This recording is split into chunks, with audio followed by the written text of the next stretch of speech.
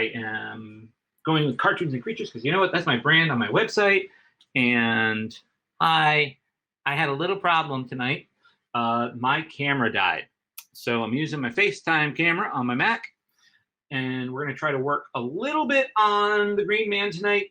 But I have some exciting things that are happening with the Black Dragon that I'm going to introduce to you about halfway through the broadcast today.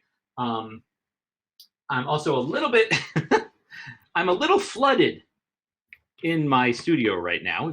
We're taking on a little bit of water. It sounds a lot worse than it is. I have this it decided that, Hurricane Henri came through Rhode Island today. And it wasn't much of a hurricane I hope that Henri doesn't hear me and come back and double down. It wasn't too bad. It was fine. Things worked out quite well, actually. And it was a very pleasant, blustery, and drizzly day today, which was great. I had a lot of fun just kind of like sitting at home, watching some movies, drawing. You might have caught on Instagram, if you're on Instagram and following me, which you should. I just put up a pen and ink and pencil piece of a steampunk Drake. Now, just to delineate, people will look at it and say, but that's a dragon. Yeah, I know, but I'm a Dungeons and Dragons geek, and unless it's got 4 legs and wings, it's not a dragon.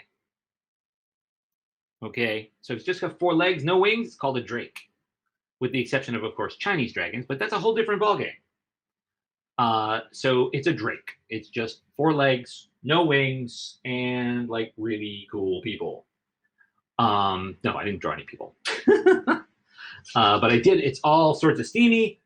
Had a lot of fun with it. I did something I normally don't do. I drew with my eraser, which is a lot of fun in the backdrop when you look at things. And here we go. So I'm going to not babble on too much tonight because I've got other things to do that I want to show you that we can do. We can have some fun watching me paint.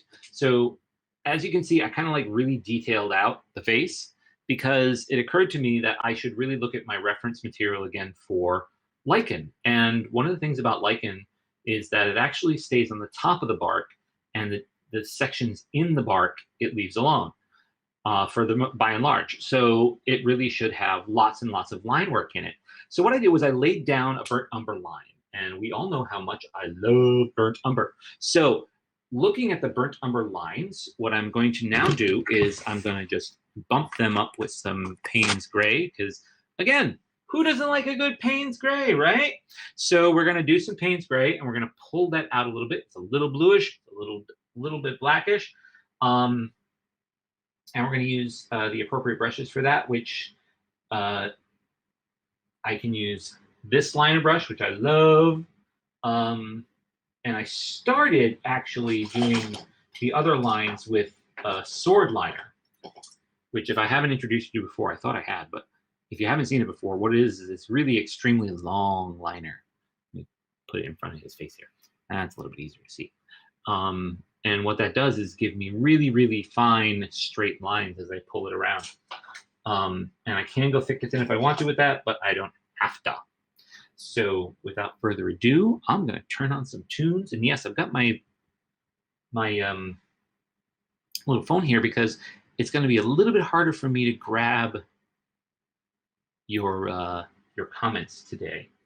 And the thing is plugged in all the way, by the way. And yes, I only lost power for a very short time, so it's actually kind of cool. Let's see what we're doing here. I just want some music. I had a lot of fun listening to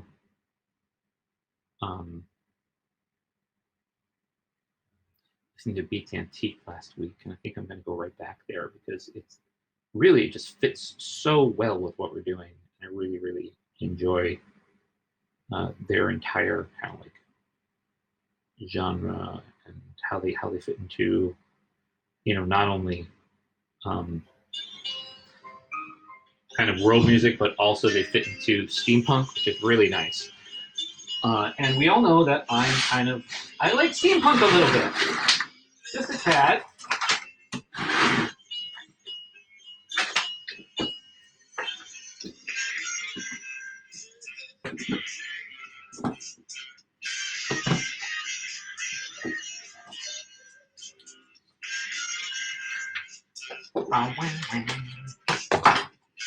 Whoa, that's never good. Throwing knives at my drawing.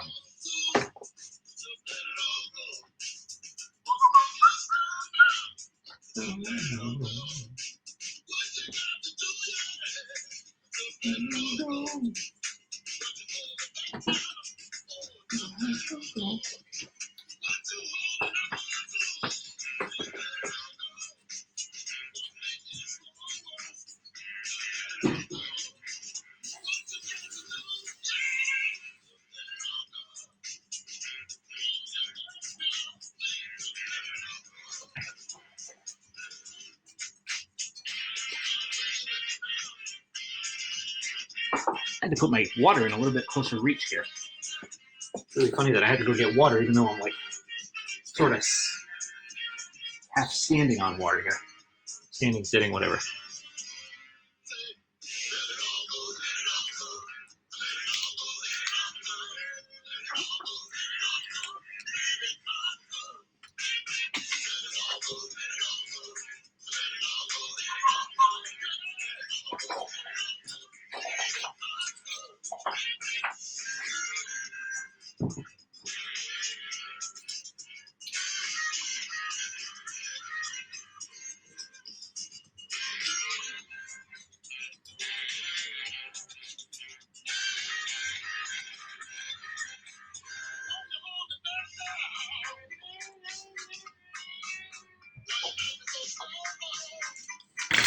So this is a point in the program where I say, if you have not already subscribed to my YouTube, my Haps, Facebook, which for some reason is not working tonight for me, Twitter, Twitch, etc., please follow, subscribe, tell your friends. It's a hoot and a holler here on Jay's Haps.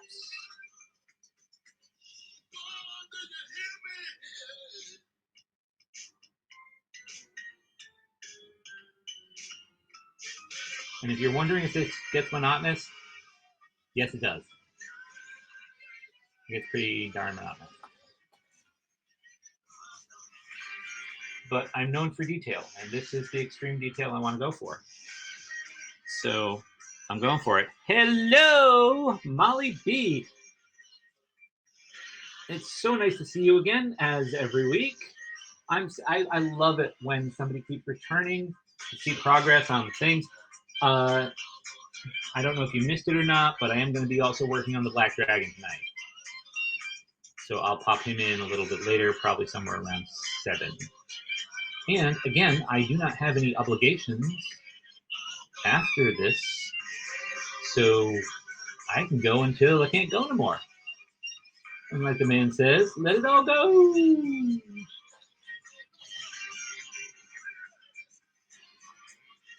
And working with you guys is my happy place, so here we go. Well, it's one of my happy places. I have to say, hanging out with my wife Gina is definitely one of the happiest of places. Watching movies with my kids or my friends, also great stuff. Watched Star Trek 4, The Voyage Home today because I'm a big geek. And my kid's a big geek too. So we geeked out over Star Trek 4 today and hung out and, it's a hurricane. What are you going to do today? I don't know. We lost power for about an hour and a half. Ooh. No big deal. Right back to watching movies and having fun. Woohoo! Is correct, Molly. Woohoo indeed. Love The Voyage Home. I think it's one of the best pieces that they did in that era. Even though, as was pointed out to me while we were watching it, because they were using practical effects for some of the ship stuff, it actually has kind of like the cutaway of the film, you can see it now that you're watching stuff on HD, which is super funny. So this ship is like taking off and big dramatic, and you see a whole bunch of rectangles around it that are just kind of like faded out into the distance. But that, my friends, is part of the magic of cinema.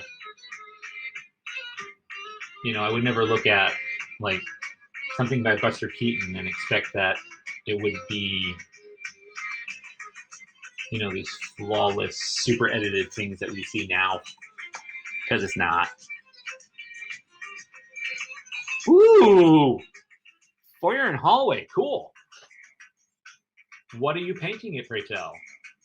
Are you doing like a trompe l'oeil or something fun, or is it something, you know, you're trying to neutralize it or return it back to its original state? I don't know how old your house is.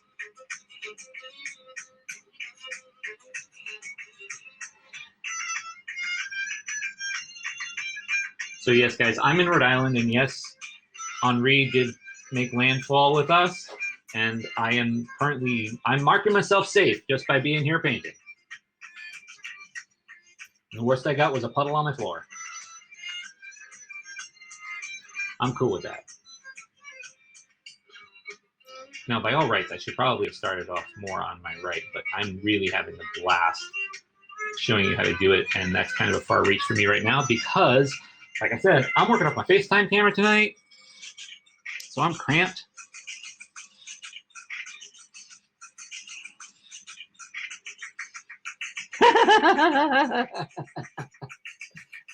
So I don't know if anybody else can read these comments, but Molly, yeah, if you try to grab somebody that's OCD and teach them how to plaster, that okay, have fun with that.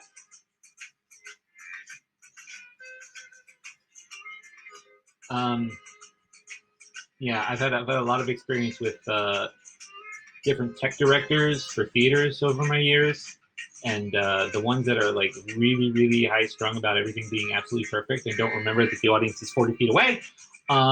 Yeah, there's been some times where we've gotten into a little bit of a conversation about, no, it does not need to physically be three-dimensional. I can paint it that way. But yeah, I feel your pain. Or perhaps your frustration, I don't know. But it's your partner, so you gotta just grin and bear it.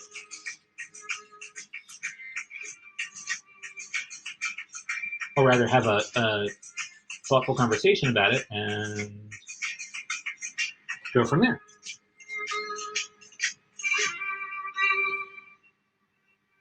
Oh, good. I'm glad it looks good.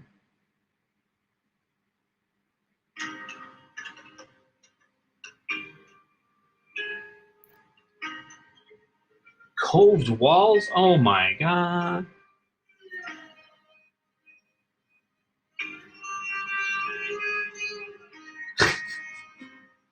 But anything looks the same to us if we're looking at something with a different eye than the person that's looking at it. Like,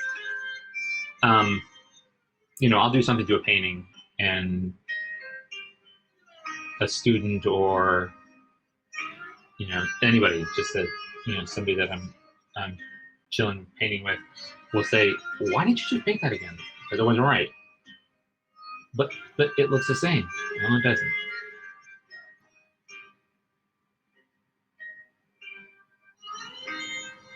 So we're our own worst critics, and you know, if it's not up to the dream expectation that we set in our head, it becomes a point of frustration and need to fix, which is sort of a self-fulfilling prophecy sometimes.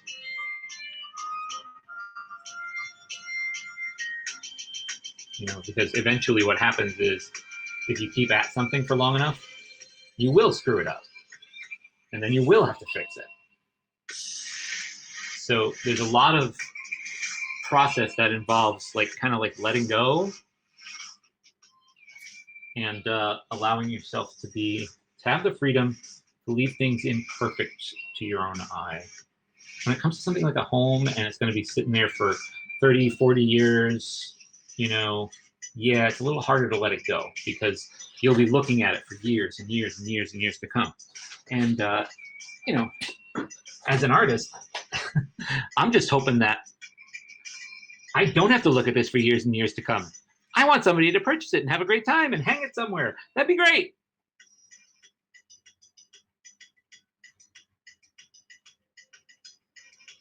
$1898 Victorian. Oh my gosh, mine's $1895.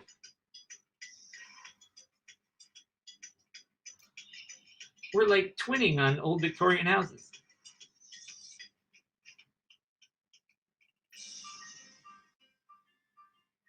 You know, one of the things I did here was because it's got really bad kind of like heat circulation because it's an old house.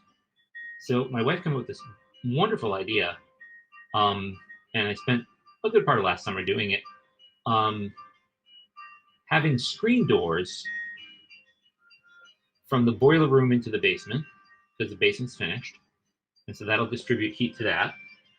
And then having another screen door at the top of the stairs from the basement in order to allow the heat to rise up into the main house. And it's worked like a dream. I mean, it's really, really cool. Well, actually, no, it's really, really warm. But also I can open like the back door and get cool down here. It's really a very nice setup. But finding doors, screen doors that'll fit an old Victorian house indoors, not necessarily fun. So I built my own.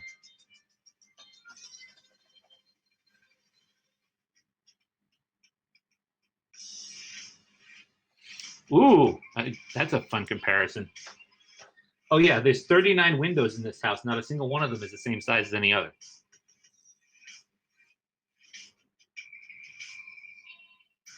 So when we have to get anything replaced, it's kind of like slightly nightmarish.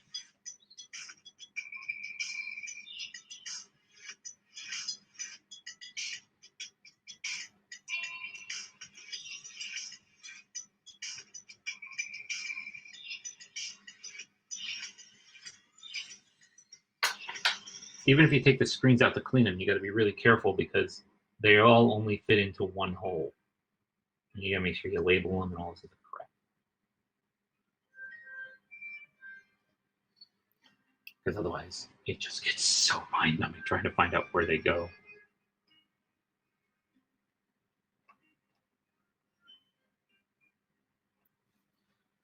So it's the start of the new school year coming up shortly. I got to go to work tomorrow and whatnot. And so I went out to Kohl's and, you know, I did some school shopping. I treated myself to some clothing. Today I wasn't going to get a backpack. Felt like a little kid again, except it was my money instead, so it didn't feel as good.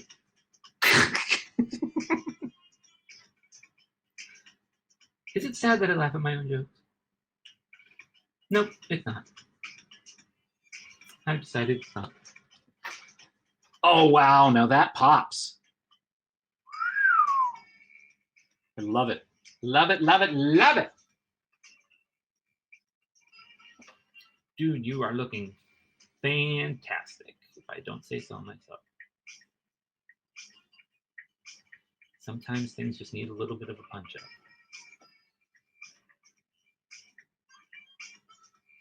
It's that little bit of Payne's Gray, which is, I'm using a little bit of water in it, so it's not like pure, like it's slightly transparent. Just that little bump up, and if it gets too much like, you know, an intentional line or anything, just take my second brush and kind of like move that along, get it in. If I were working with oils, it'd be a lot different. Blending oils is so much easier, mostly because they're still wet while you're working. So acrylics dry, you know, 10, 20 minutes. They're completely immovable unless you put a gel retarder in them, which I have done from time to time just so that I can work with them a little bit more like oils. And what gel retarder is, it's a non-drying agent, but it also, you know, causes a bit of transparency because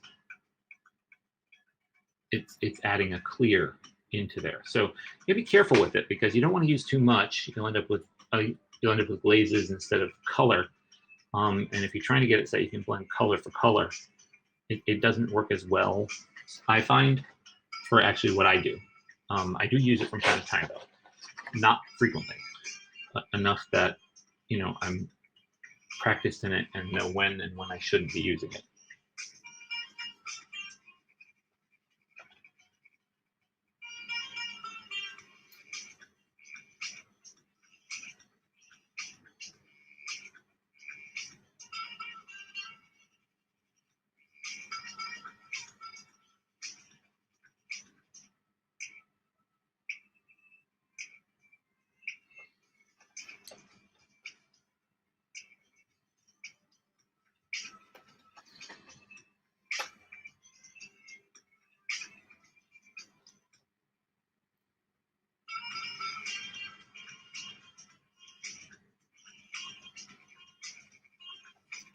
I think I'm probably going to talk less tonight, guys, because I'm really getting into the detail work on both of these paintings. I spent a while on the dragon as well, so when I break that one out, you'll see where I'm going with that. And it's going to be like a lot of monotonous kind of like scale work that I'll be doing on that.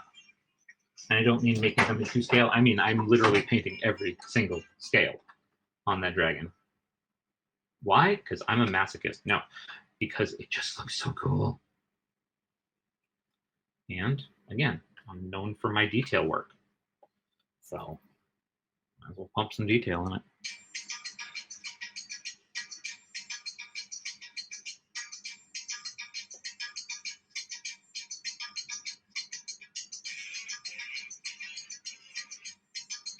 Oh, that's a cool idea. I did mean that pun, by the way, Molly, about, the screen door is cooling off and you getting, lame. But your idea was good. Yeah, I was redoing our hall. This is what got me last year when I started those screen doors. Is I got pretty far and we ordered other doors, and I have 3 doors that I need to install.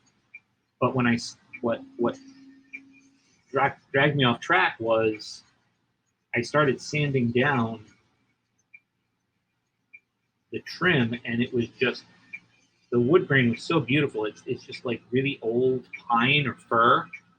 And so I had this weird, stupid idea that I was going to actually go ahead and strip all of the molding in the first floor and, paint the doors white and make the molding its original color. And after living with stripped down pine for, better of 6 months while I'm in quarantine, mind you, so like I was not moving away from it. It was there. I couldn't avoid it. Determined I was just going to stain the doors and paint all that stuff right back to white. Best laid plans of mice and carpenters.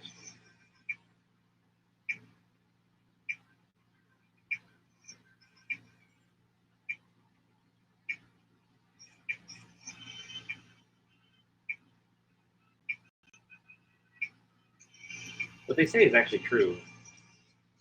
Carpenter has no time to work on his own carpentry in his own house. And, I can't say I blame them. It's like, if I came home from a long day at work teaching and then had to teach my own kids, like, I don't think I think I'd lose my mind. That would be crazy. Sadly, I don't have to do that.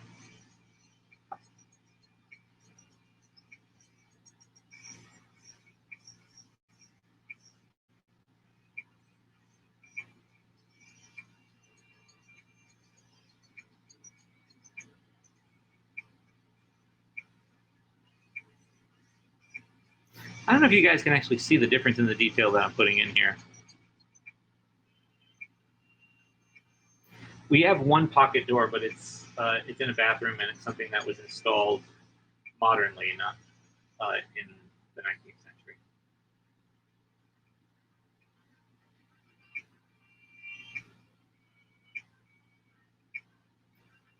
I love them though. They're a lot of fun. I don't really have a place for them everywhere.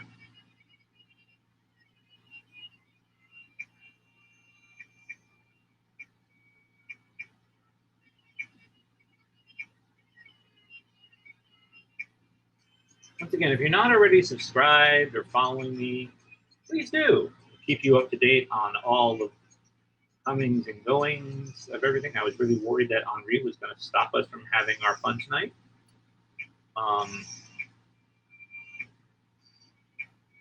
They'd say this is as much about helping me get my work done as it is kind of discussing technique and doing stuff in front of you guys.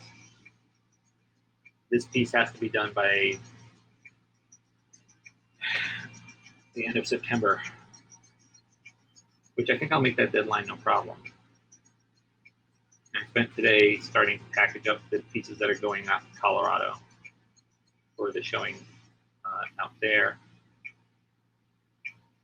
which I'm really, really psyched for.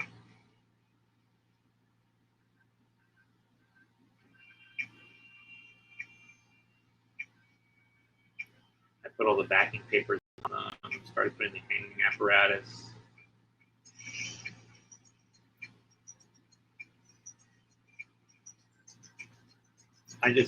Having somebody else frame my work is just too costly at this point.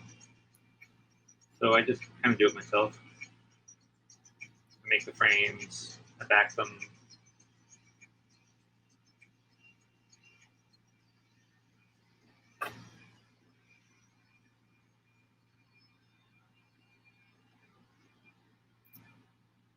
Oh, the star, just the star. Hi. Yeah, you going to bed? That's cool. Don't worry about it. No sweat. If it's that late, go, please, go get some rest. Thank you for tuning in. Please tune in again. We'll be back next week at 5:30. Thanks so much for joining.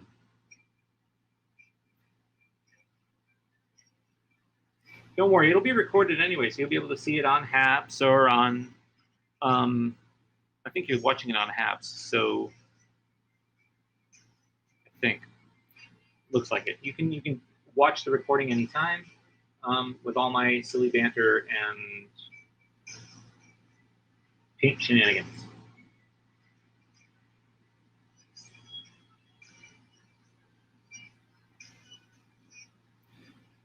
So I saw a t-shirt in Kohl's today that I absolutely wanted to buy, and they only had it in XXL, which I am not anymore anyway, thank goodness.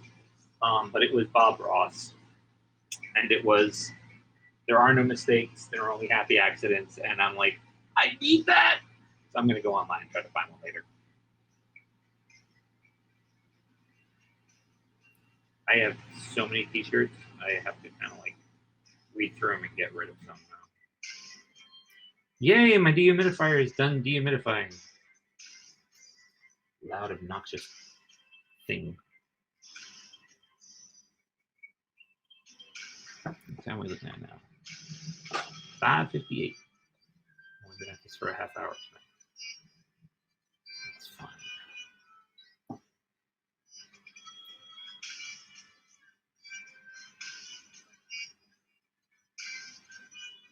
Sometimes detail work goes quicker, sometimes it goes slower. It depends on what you're doing.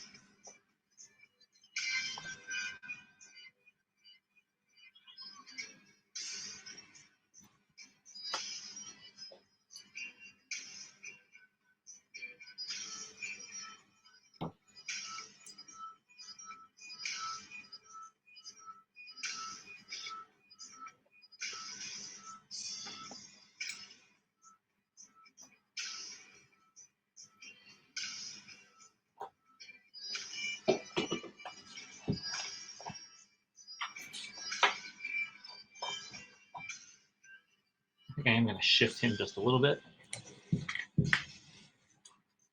so I can work on this side.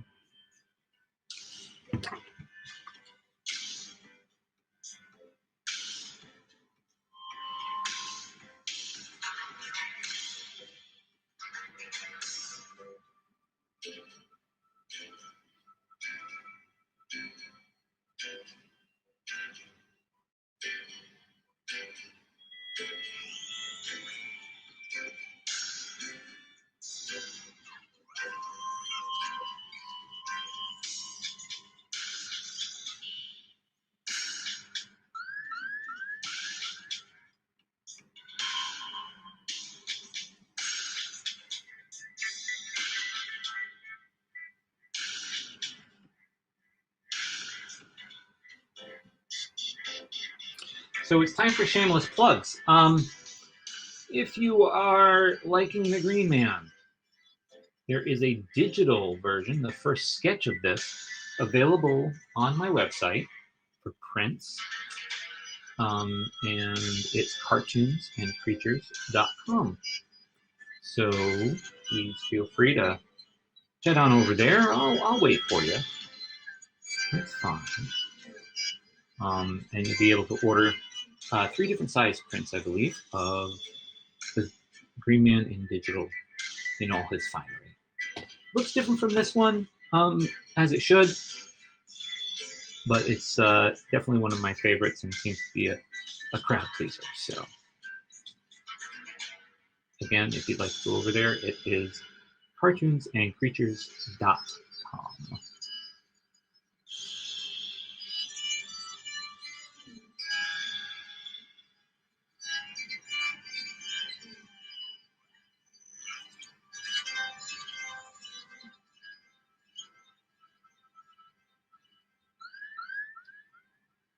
So I'm thinking about doing just a whole bunch of obscure Fae at this point.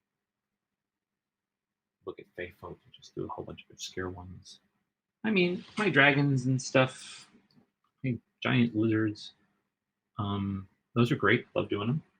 But, sometimes just taking a break from that. Like, I have this really cool dwarf that I love, and I kind of want to go back to the story behind him and what he does, and how he ended up with some kind of like steampunky elements to him.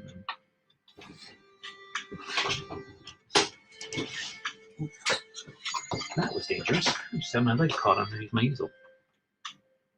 Sorry about that, folks. Don't worry, I'm fine.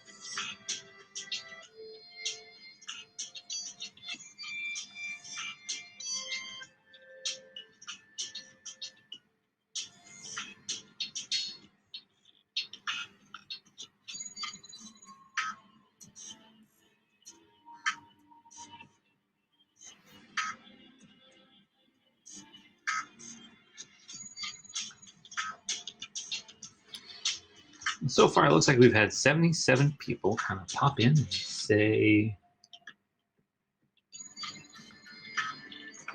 take a peek at what we're doing. Perhaps 77 people are already there. And my lucky number is 7. So, hey, I'm cool with that. 77 is great. I'd love to go to 777. That's my anniversary date. Very special day. You can see why 7s. I really like 7s. 13 is also good. 13 was my grandfather's lucky number.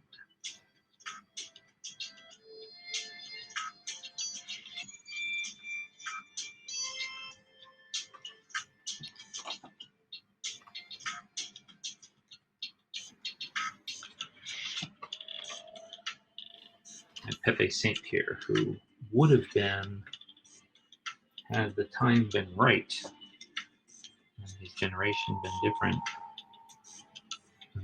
probably would have been a performer, comedian, singer, dancer. He did all that in the USO, and when he got back home, as the story of my mom tells it,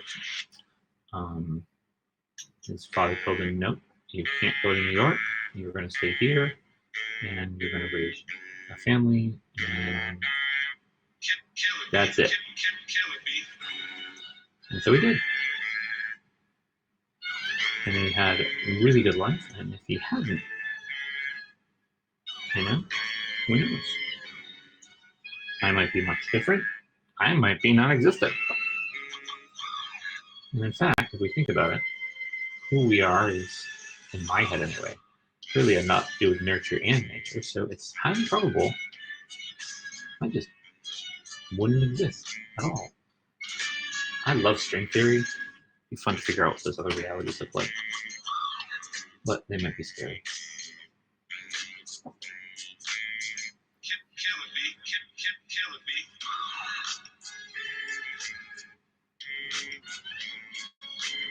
Doppelganger me probably works in an office in a cubicle.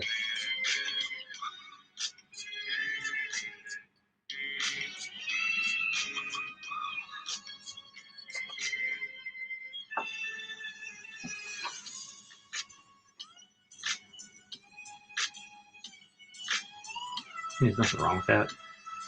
My wife does that. It ain't for me. Actually, she moved up to office a while ago. She's an absolutely fabulous financial advisor.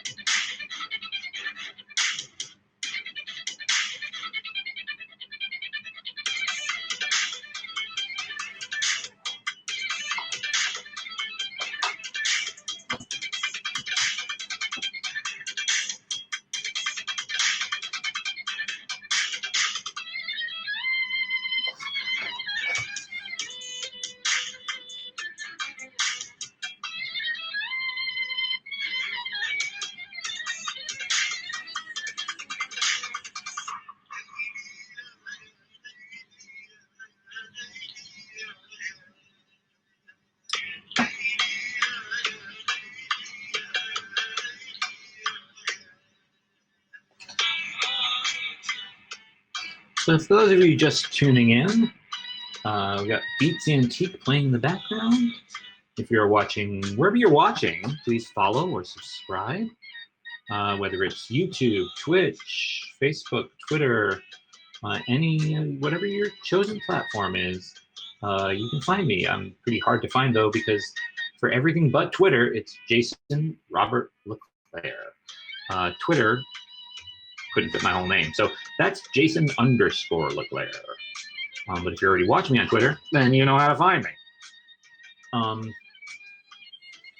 If you haven't subscribed to the YouTube channel or to Haps, if you're not introduced to Haps, let me explain Haps a little bit for you. First couple of broadcasts I did, or streamings I did off of Facebook Live. And that's a great service and, you know, great tools and whatnot. But I could only broadcast on that platform while I was broadcasting on that platform. So, you know, stretching it and going to different streaming places at one time was really difficult because I don't have that kind of bandwidth. You know, I've just got my home computer and my my regular old-fashioned Wi-Fi here. However, with Haps, I'm able to do up to 10 locations on Facebook, Twitter, Twitch, YouTube, and if I had it, I'd be able to do Periscope and that sort of thing as well. So that's why I like Haps, because I can go ahead and broadcast in multiple places while not, you know, occupying so much of my bandwidth that, like, you know, I'm sorry, kid, you can't get your homework done because dad's got to go on a stream. No, that's fine. No big deal. You know, or you can't play your favorite game or learn how to play piano. No, honey, I'm sorry, you can't invest that for that person right now. I happen to be on Haps. Nope, not the case. So if you're looking to save bandwidth but still make a major social media imprint, and get what you want to do out there and your passion, I highly recommend going to Haps. And the link for getting at Haps is on my Instagram. It's on my website, cartoonsandcreatures.com. And it's right here if you're happen to be on Haps. But if you are on Haps, then it's a moot point. So what I'm doing right now is I'm really bumping up the 3D down the bottom here. And I'm using Payne's Gray, just straight. Neat, no eyes. And so what that's doing is giving me this kind of like bluish shadow that's falling on there. So it really looks a lot more nighttime, a lot more mystical. I think, than if I were just using like black. Black is very flattening, and it works for some things like the pupils, the interior of the nostril. That's where I want to find the black, and it's there, and that's great. But where I want the Payne's gray, I want a little, just tiny bit of light to go with that darkness. So that dark, almost theta saline blue that's in there, in the Payne's gray, gives that sort of reaction and pull, which is just, you know, fantastic.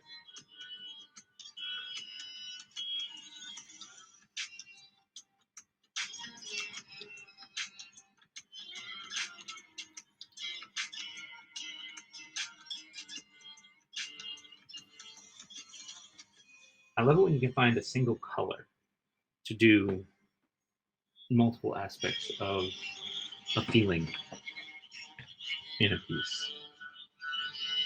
It's always nice and lively, and but again, I use glazes, I use washes, so whatever color I'm putting down, for the most part, is over 3 or 4 other colors. So I guess I can't really say that, oh, I found this one color that does it all, because they don't. They have to have the other colors underneath popping through, otherwise they don't read properly. And so that's why the brown tone here works so well as the base, because it is, you know, I think it's raw sienna, I don't think it's burnt umber. And what that does is it has a slight orange to it, and Payne's gray has a slight blue to it, and orange and blue are complementary. So when they join forces, you know, it really looks attractive. And in this case, it forms a really nice dark in the places I need it to. You know? Also, you can play around with texture, like, you know, that whole Bob Ross quote. You know, it's not a mistake; it's a happy accident. Well, you know, there's a whole painting underneath this thing. For those of you that have been tuning in for a while, you remember the seascape that I started on this very canvas, and working on sand and rocks and all sorts of really interesting textures, before I received my calling, or rather, I went back to what I love to do instead of what I felt I had to do to be a fine artist. So right now, every time I kind of like go across the canvas, there are some points at which I scrape across and there's a texture there. And that texture is the leftover from the seascape. So it gets really, really interesting, because sometimes those textures are placed perfectly, like right in here. It just, you know, kind of hit these bumps, and I like it. I'm gonna leave it. You know, there's a whole bunch of areas where there's like, it turns into a vein in the green man's face, and oh, here's some good stuff. Okay, cool. And that just makes it all the more betterish. There are 88 amazing people watching at this point. You are all fabulous people, and I don't say that just arbitrarily. Like, I'm super grateful for people that want to watch, you know, what I have to offer. I'm humbled, really, honestly. Like, it's very humbling to see the number go up and to realize, you know, people are tuning in because they're curious, because they want to be here. They stumbled upon it, and maybe they'll stay. And the dehumidifier goes off when I'm making a very philosophical point. Thank you, Mr. Dehumidifier. I love you too. Jerk.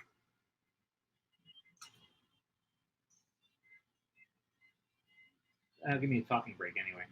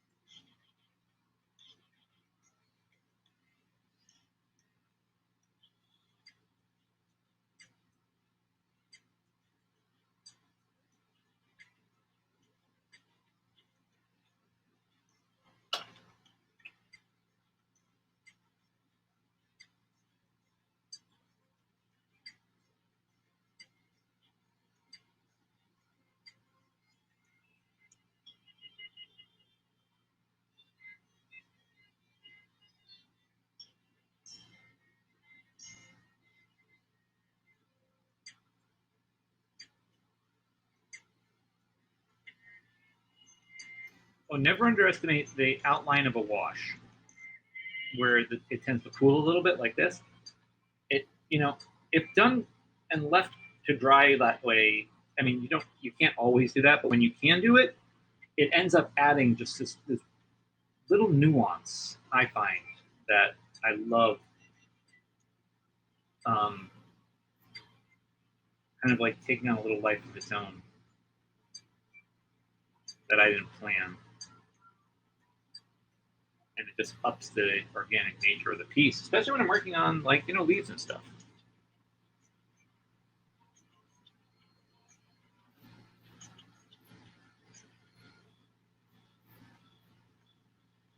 Dum, dum, dum, da, da, dum.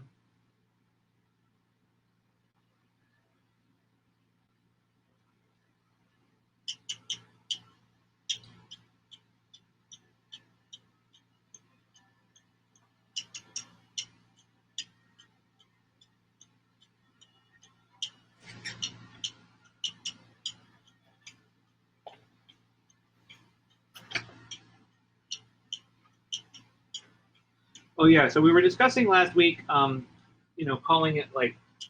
this new thing, the Enchanted Easel, and yeah, well, there's one of those already. So I just went with what I knew was not taken because I'm the one that took it. So Cartoons and Creatures Live it is. So much as we fretted and tried to figure that one out, turns out going with what we already knew was always the best idea. Works for me.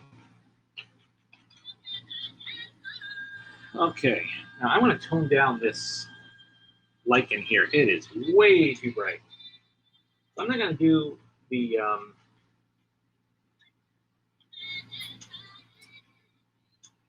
detail brush on that quite yet. I'm going to take this like really beat up 3/4 inch. I'm going to add a lot of water into it. Paint spray. And we're just going to go ahead and soften that all up.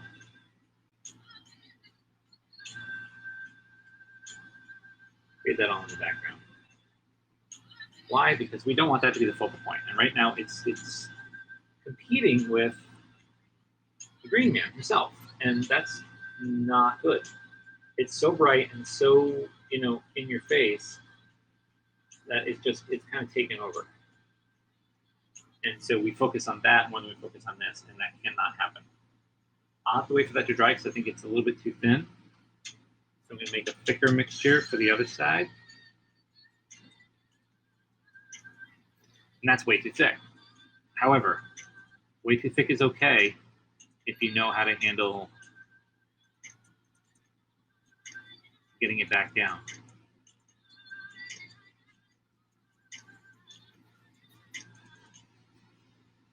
First thing you try to do is try to spread it out.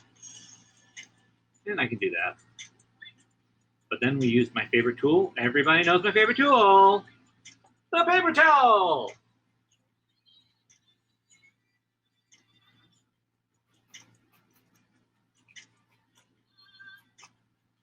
And that'll kind of like pull it down a little bit. I'm probably going to put a light wash of brown over that too to really kind of bring it down, but I'm not going to do it right now because it's a little bit too wet for me to play with. So where does that bring us? Well, that brings us to more of our oak leaves and such, or we could just start on the dragon. Let's see. You know what? It's 6:26. I'm going to just stand up for a second, let my legs kind of work. You can take a big peek at the Green Man before I take him off the easel. And I'll do my half-hour station break here. If you are looking to see more of my work, please go to cartoonsandcreatures.com. There's a shop on cartoonsandcreatures.com if you would like a Giclée print, or some of these pieces are available as originals.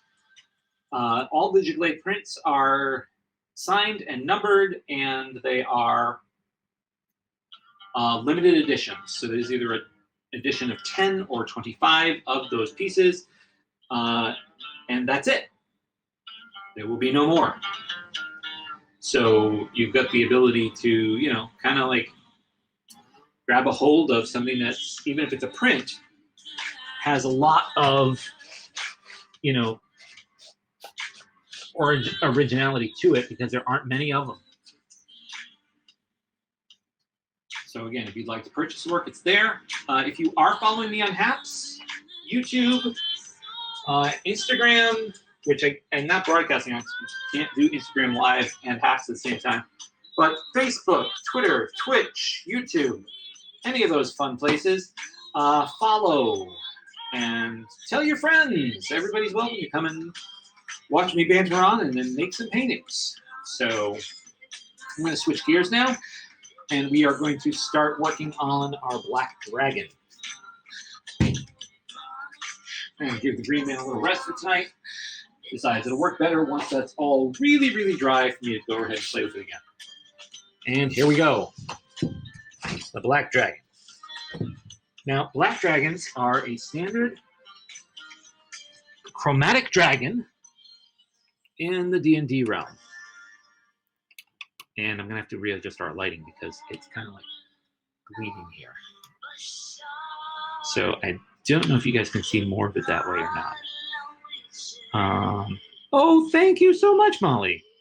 So glad you're doing that. Now let's see if it, maybe you can help me out here.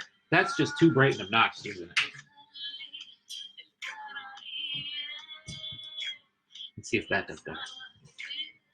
Ooh, well, what do you know? That's not bad. Because I can see a lot better in my picture than you can see on yours. But that's okay because not for long. Not for long. And what I mean by that is I'm really working some major detail here with this guy. And that major detail is going to come in the form of the Payne's Gray, but also in a highlight. So we're going to play with the highlight first. And that'll kind of bring out a lot of stuff that I wanted to show you on this. As I sit here and undo the plastic that I decided to live really, really with this. So I made this afternoon while I was painting, actually it was yesterday while I was painting on this guy. The days all blend together now. So what I'm going to do is I'm going to actually inject a little bit more white into here for a highlight. And what will happen is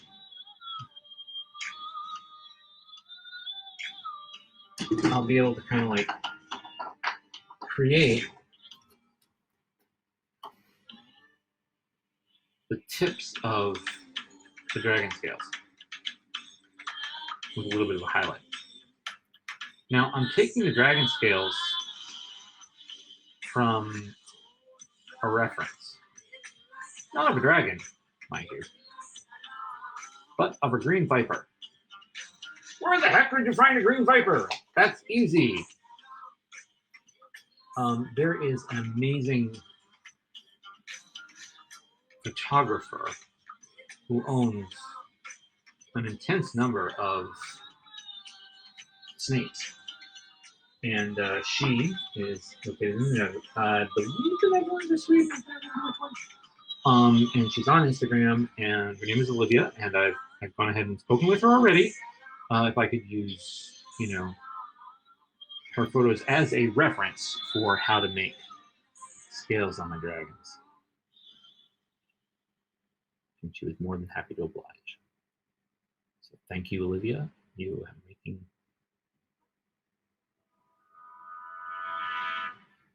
Yes, I know this is like, why on earth would I want to torture myself by doing every last little tiny scale? Why? Because it's amazing. I'm going to drag you guys closer. And again, I don't know if you can see that, but maybe I'll bring it.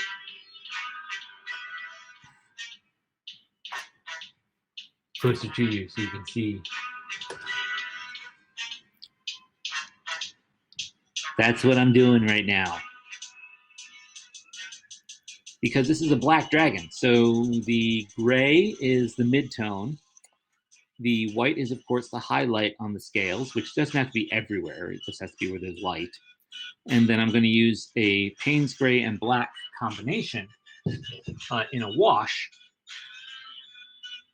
to go ahead and make that portion work. And the highlight really is one of the few pieces that's going to be like more solid.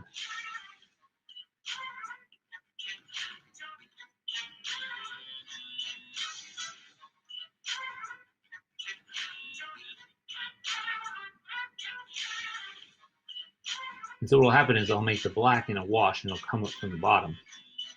So it'll look like all the scales are underneath each other.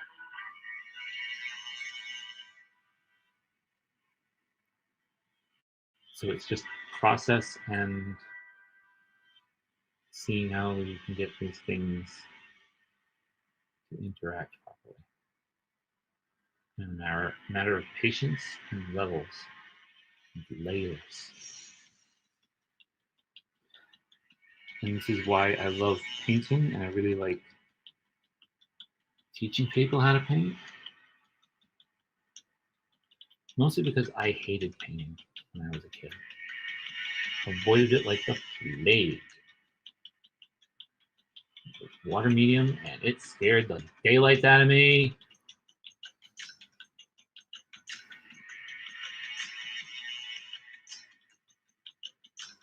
I couldn't control it like a pencil. And then my mother, who was an art teacher, was my art teacher actually in high school for a couple of classes.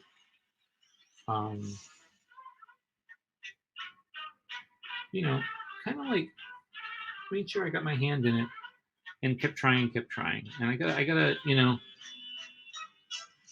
I'm really grateful to her for, you know, trying to, you know, keeping persisting with an ornery teenager that doesn't want to do something. That's probably what made her such a great teacher in general. She wasn't mean or bossy to her students. It was more, you know, this is going to help. Just trust me. And after a while, you just kind of like, I mean, trust for me with her was no big deal. I was her son. But with the other kids, they were like, you know, you just want me to get my work done. And it's like, but yeah, but it's what comes of the work that's the important part. And I just, you know, I'm very grateful she dragged me along with her when she ran her studio in my grandmother's basement, which I think I mentioned last week. And had me working on color and perspective and composition at like 9 and 10 in the summer, which was great. I learned my basics at a very young age. So carrying it through to what I wanted to do was a lot easier.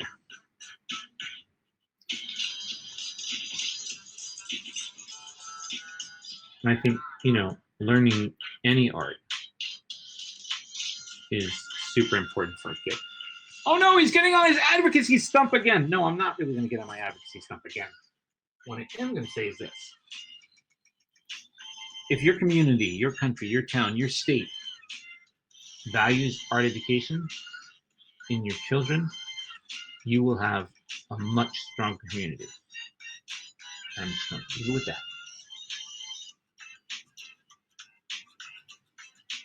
Because that's the bottom line.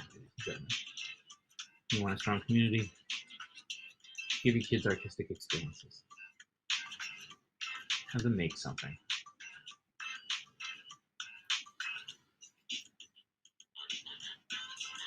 And sometimes it's for no other reason than to say, look what I made.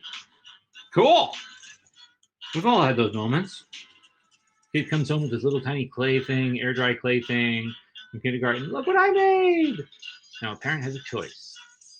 A parent can say, wow, that's really great, honey.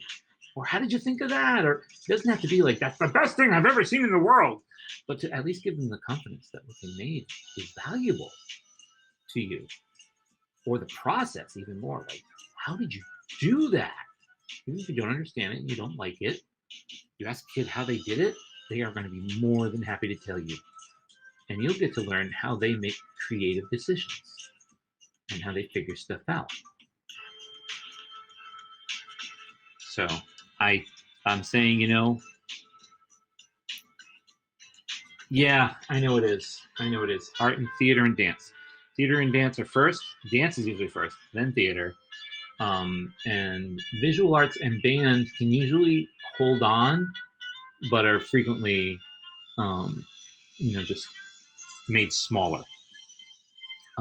You'll lose educators, or the pandemic was really hard for a lot of educators because school systems were doing things like they couldn't like let the teacher go. There wasn't reason to let them go, obviously, and they weren't going to let them go. So when they returned, they'd be able to teach something in.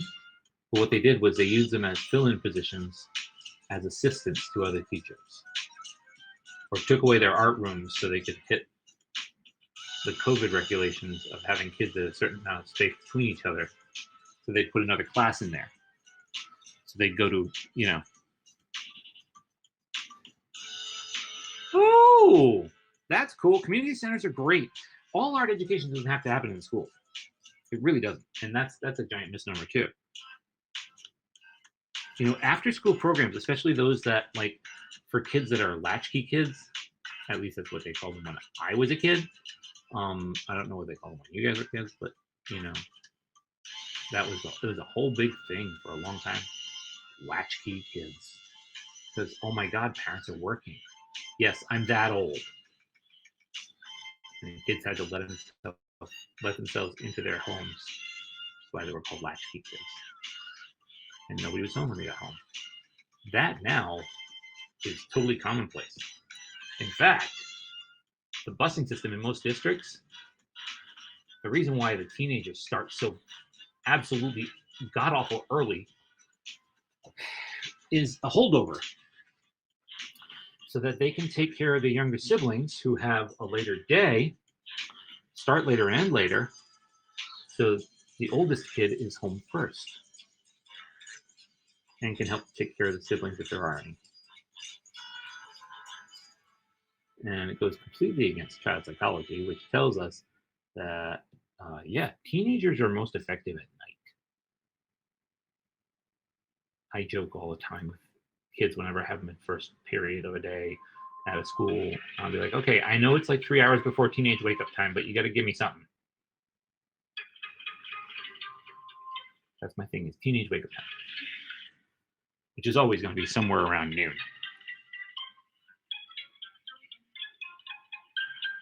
That's good. That's really good that they still get excited for ceramics. That's like one thing I am majorly not, is a ceramist. I can build stuff out of like polymer clay and things like that. Like I can do characters and whatnot out of that. A wheel has me completely baffled. And I could probably hand build, but I don't know. I just never really got that into it. I guess I could make like ceramic figurines or something. As long as I have the knowledge of the chemistry of the material, which I don't. That's what I would need to learn.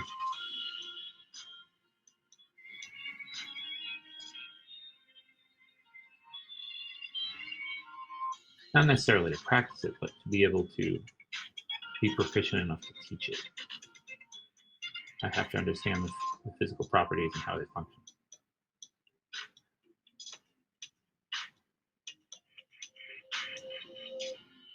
And know what glazes can go on what, and what's the proper hardness for this. And I know the terms. I know how things basically work. I just don't know how they specifically work.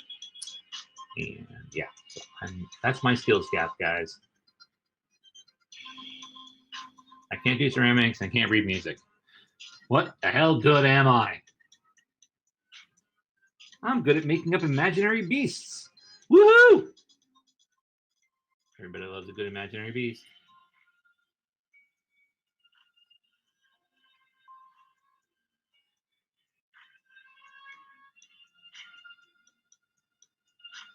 Oh, ooh. Yeah, that would be kind of like, that would be difficult to play with. So what Molly just said is uh, different clays have different like shrinkage that happens to them when they're fired, I guess, or when they're air drying or whatever it is. However, they are curing, they shrink at different uh, what is it? Different times, different sizes, both.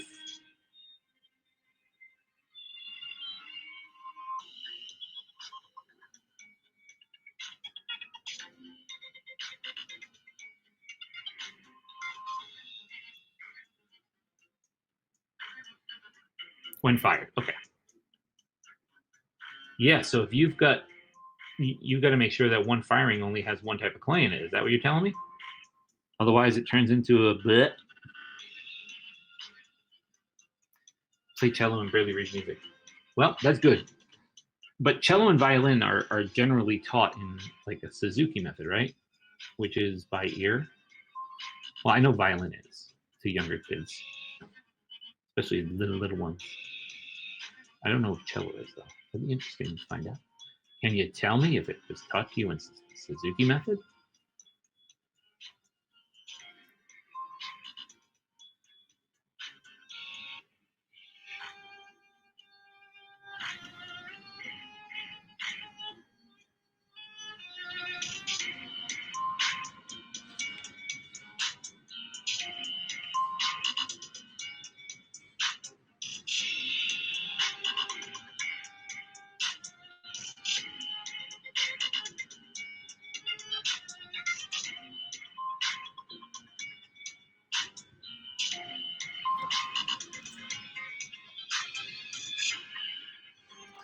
This is the most fun is putting teeth in. No putting teeth in.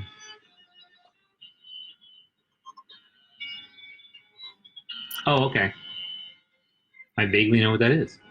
No, I meant the cello. How did you learn the cello?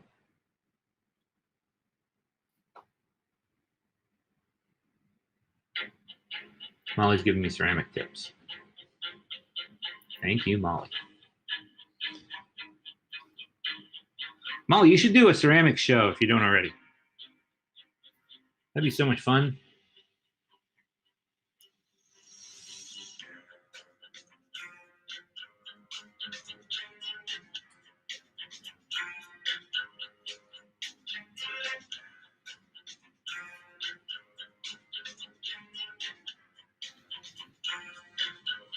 Oh, cool.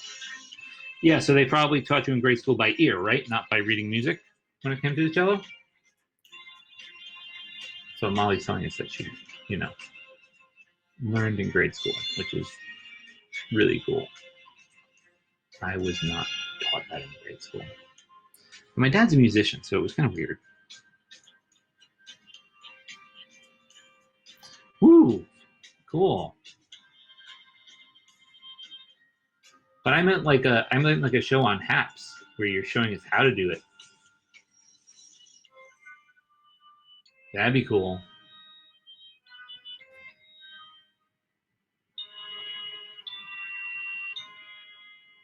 We'll get really excited for like an all-night raku fire.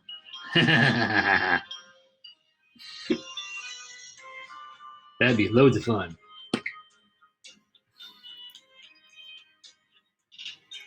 Hey, I think my little guy here looks like he's actually shaping up to something for you guys.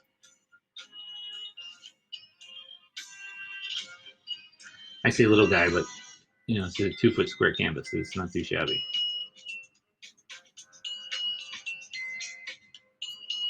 Aw, I'm sorry. Well, you know what?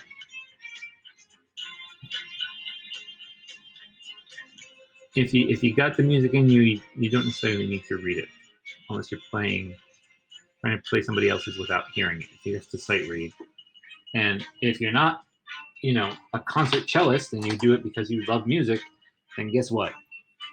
Doesn't matter if you can sight read.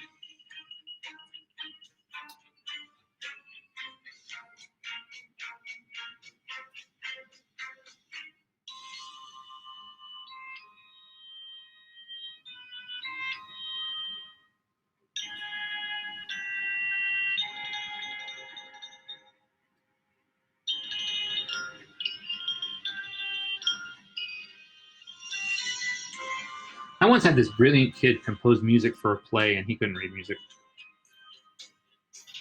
It was great.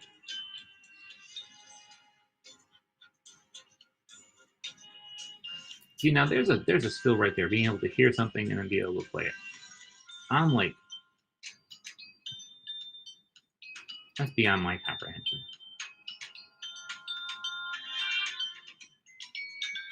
And if I hear it enough, I can sing a song or something.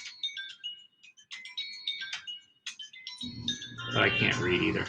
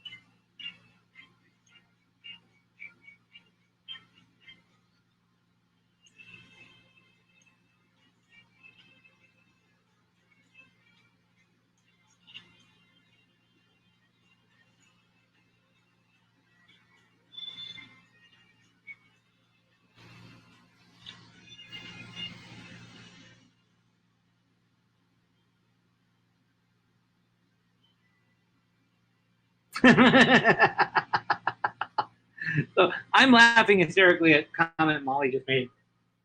Her neighbors are happy quarantine's over, because now she won't go back out on the porch and play as much anymore. That's fabulous.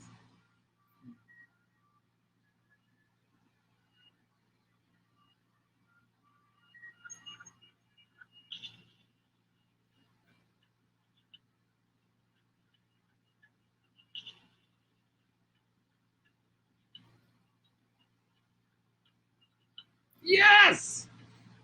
That's badass.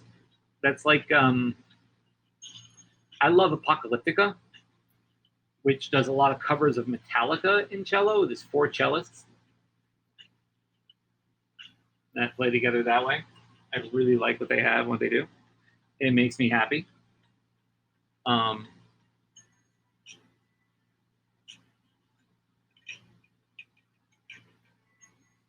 See, now you could do a HAP show that would be, you know, cello on the porch with Molly.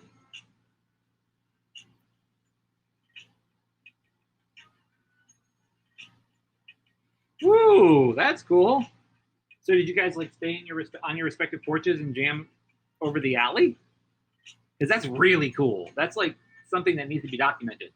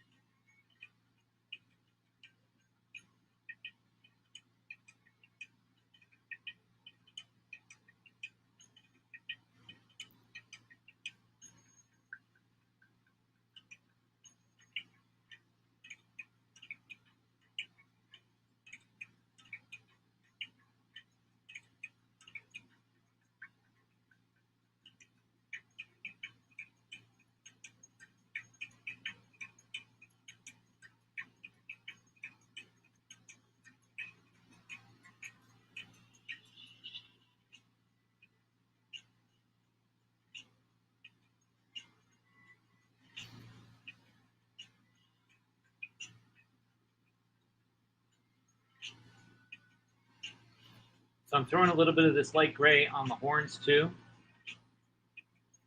because they really should be looking a lot like bone, which is, I want that light yellow ochre to shine through, but I also need kind of like almost a bleached bone look to them, which will have to go here on the chest plates as well. But again, I'm doing like, this is not quite a highlight, it's like just under a highlight. Whereas it's a highlight on these. So again, I'm putting in one of the few midtones that we have, and I'm building up what we're going to use and where we're going to use it while I'm up here and while I have the paint.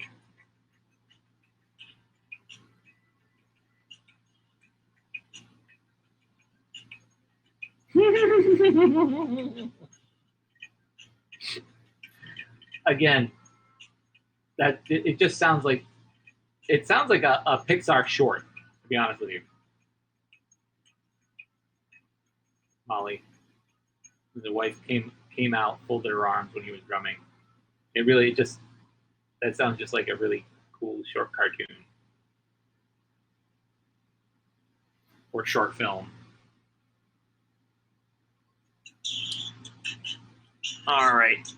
We are at our 7 o'clock hour. So here we go with our station break. Hello and welcome to Jason's Cartoons and Creatures Live here on HAPS. Or maybe you're watching it on Facebook or my Facebook page, Cartoons and Creatures, or The Art of Jason Robert LeClaire. You could also be watching it on YouTube or Twitch.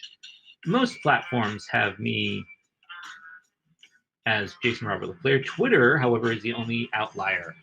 On there, I'm Jason_LeClaire. So if you'd like to follow me on that, fantastic. I'm also on Instagram, but Instagram is not a place for broadcast with HAPS. What I will say is this: I'm usually here every Sunday night. I start at 5:30, and I can run anywhere from 7 o'clock to, whenever. So right now we're at the 7 o'clock station break, and I wanted to make sure that I told you guys what you're watching, where you're watching it from. If you have a chance, follow any channel that you are watching it off of, or I'd be really super appreciative if you went ahead and spread the word. I think everybody, has a lot of fun just kind of like watching stuff and going with stuff. So what I'm going to do is I'm going to mute my mic right now. I'm going to actually pick up a phone call, and you guys can just watch me paint.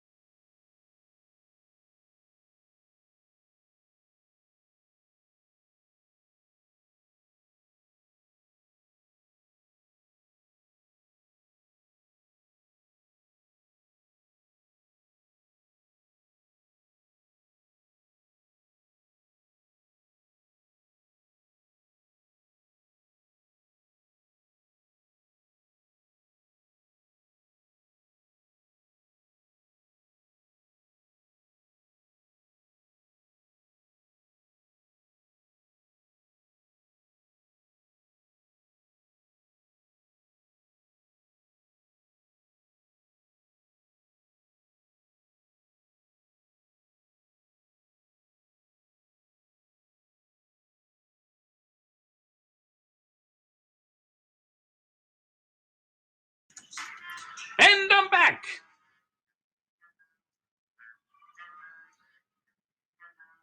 So sorry about that brief commercial interruption.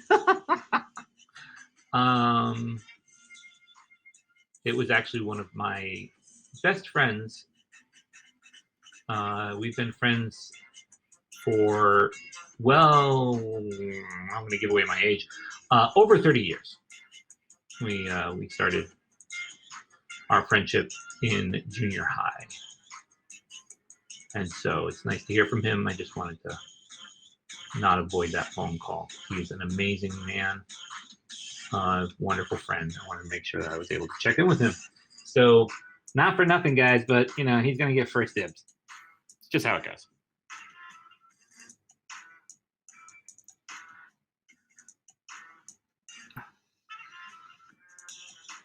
You really like Dragon? Oh, I missed all of his commentary. In June, we both may have... or you tapped into someone's Wi-Fi. Why do you say that? I'm wondering. What am I missing?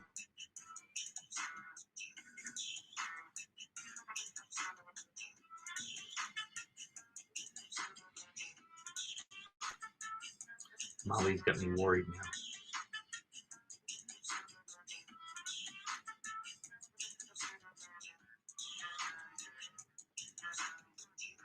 By the way, this another announcement for you guys. If you don't know this already, you can comment wherever you're watching, and it'll pop up on my comment feed here on Haps. So, and it'll tell me where you're watching from. Unless you're watching from Haps, then it's just a comment. So, feel free to ask questions if you want to. Comment back on my blather. My meaningless chatter. Man, I'm really loving this guy. I haven't done a dragon this complicated since high school.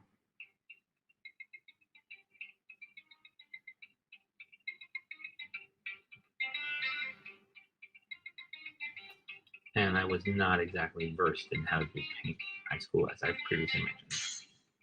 So this was kind of like, this is new territory. And I'm loving it.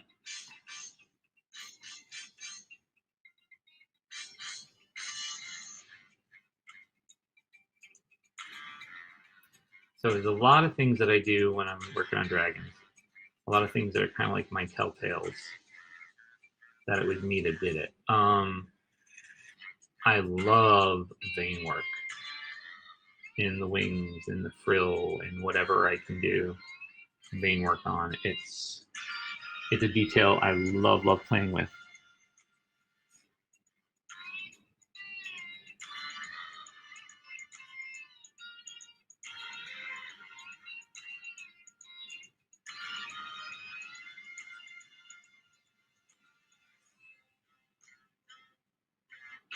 And that'll be something that I'm probably gonna handle while I'm talking with y'all, because I'm gonna shortly run off of the screen here. If I keep going down with these strokes, I'm seeing myself get shorter and shorter and shorter on y'all.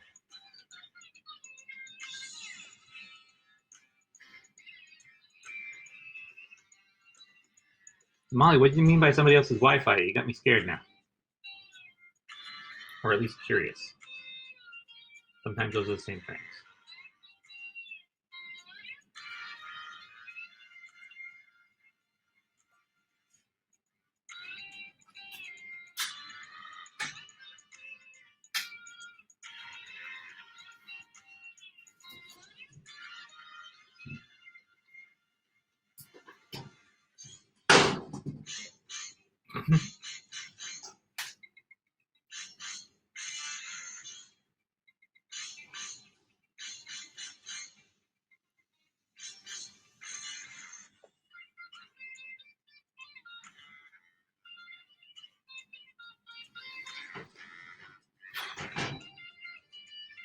Am I almost off the screen now? No, I got plenty of room there.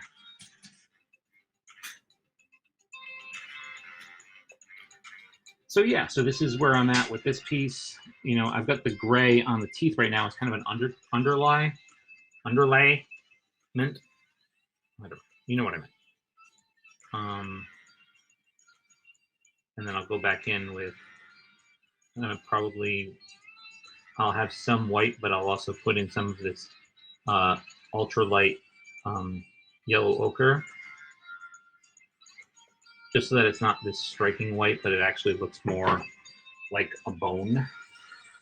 And again, this is one of those things where it's like, you know, D&D has classifications for all the dragons, the chromatic dragons, the metal dragons. And as I was mentioning earlier, yes, this is a dragon. It has 4 legs and 2 wings. Here's the leg with 2 front legs, wings. So it's a dragon, not a drake.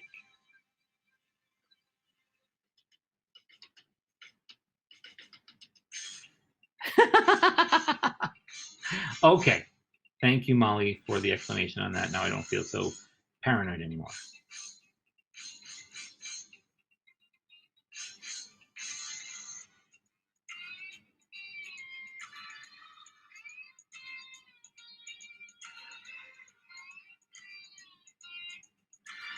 So, you know, I'm gonna probably stop in just a second with the highlight, so that I can move on to the shadow and show you guys how that works and how we would do that.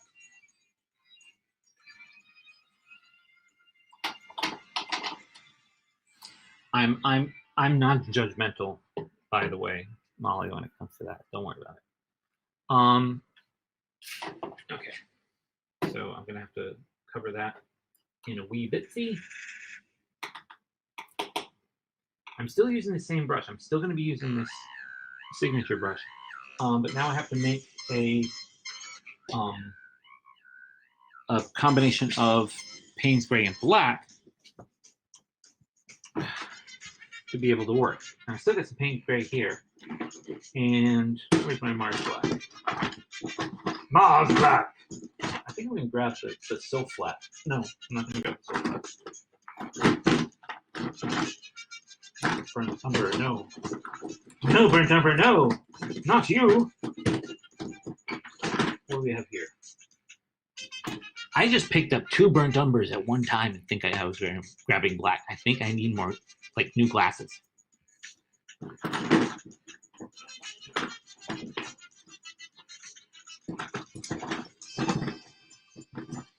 Mars Black! I found it. Okay, I found the Mars Black. I got the Payne's Gray. Now, I'm gonna make a glaze this time. So it's not just a matter of like watering it down. I actually have to use some glazing material for this. Otherwise it's not gonna work. So I'm gonna grab my golden matte medium because it has to be matte for me right now. I will be adding gloss elements in later. But right at this moment, starting with it matte is 1, you're going to see it better, and 2, I have more control as to how glossy I make it because it's not starting out gloss. I'm going to take my Mars Black, take what little Payne's Gray I have left, and mix those in together.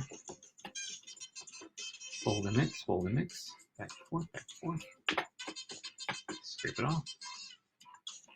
And now bring in some of this medium. And what that does is that's going to go ahead and, again, turn this into a glaze. So now it's going to be semi-transparent when it dries. And it's weird to think of it that way because what it looks like is it looks like it just went more gray, but that's because the medium hasn't dried yet. So when the medium dries, it's clear. So all you're left with is whatever colors that you put into it. All right, here goes everything.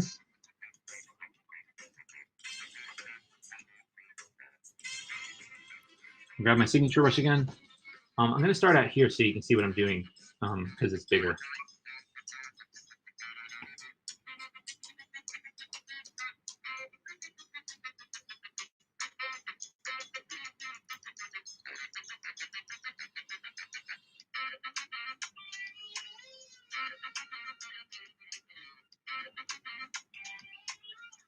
I want to make it a little bit rough. So we go in with that. We follow up with our magic tool and create some texture.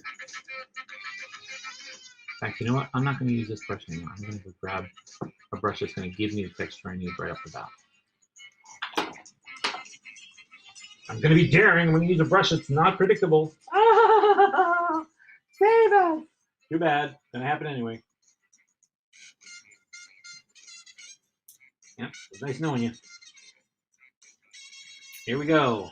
A brush that I've been pounding and tromping with.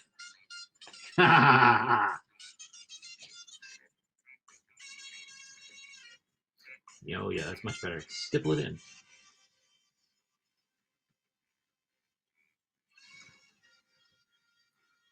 Yep, there we go. That's the ticket, guys. Sometimes you gotta mess up, like really mess up, and maybe use the wrong tool.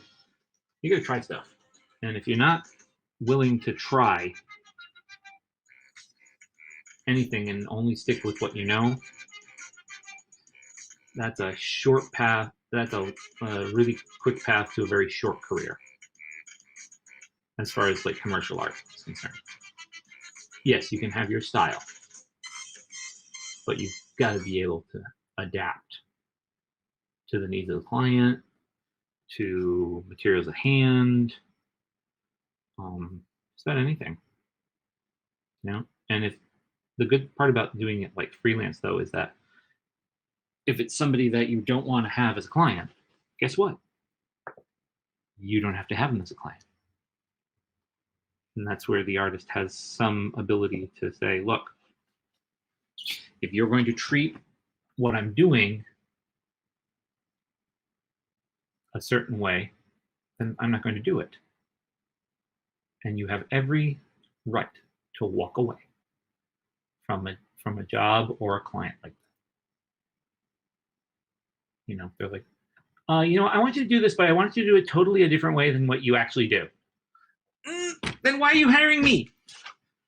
My favorite is when they say, can you do it like this artist? I'm like, no, you have to go hire that artist. Oh, I can't afford them. Well, you can't afford me either.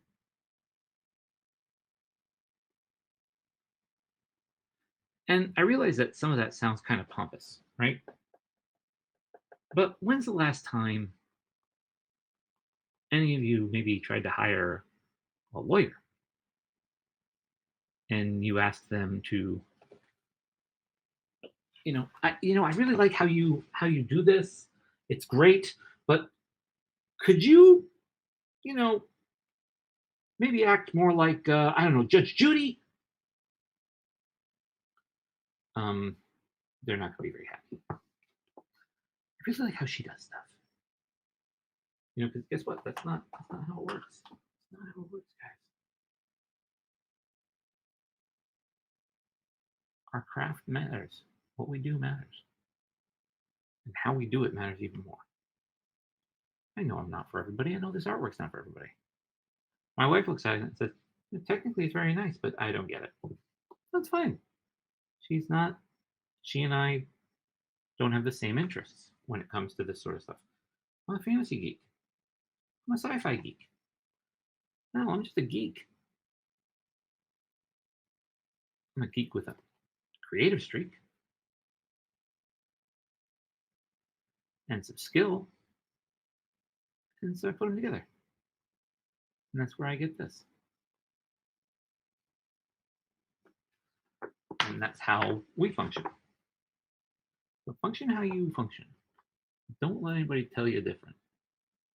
And don't try to make your style or make your piece somebody else's. In fact, I'll jump a little bit on fan art here for a second.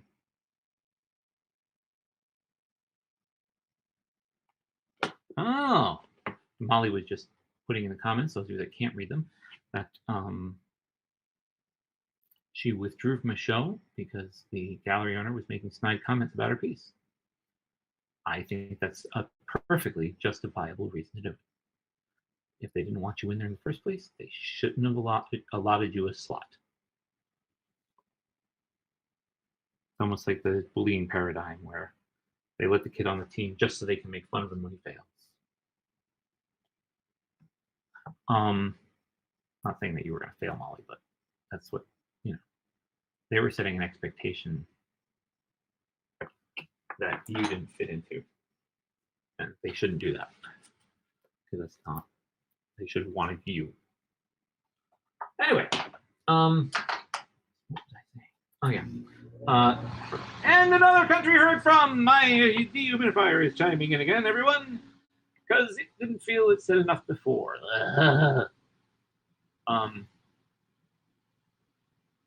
Yeah, so fan art. Great way to study things, great way to figure out composition and how your style would apply to somebody else's thing. Please, please, please stop selling it. It's illegal. It's not right. Make it for your friends. Make it for yourself. Stop selling it. You are breaking the law. I know. Nobody ever gets caught doing that. Guess what? Some people do. And some people are made examples of. Don't let that be you. Don't let your hard work go down the drain and deny your ability to do your work, your creative genius, because you want to make a fast buck off of someone else's creative genius in your style. I know it sounds harsh. I'm really big into copyright law. It's the only way we can protect ourselves as creatives. And if we fool around and disregard it, why should people do the same for us? Somebody that makes fan art and then one of their original works gets copied and turned into 1 million t-shirts and they don't earn any money from it, that's really sad. That's really bad. And it's not the equivalent of them making fan art, but it falls under the same set of laws. So, law applies to everybody, not just to us. And all the laws apply. Copyright law is very strict. Look it up before you do it. Make sure it's not somebody else's. That goes with also, and people have said, well, it's an interpretation. You can get with. Look, I've had discussions with one of the top license and copyright lawyers in the nation. We're talking, somebody that's in charge of getting the rights for Disney properties for companies that are making licensed material. That's what he does. That's what he's been doing for years and years and years. When I said, hey, would I be able to do this and what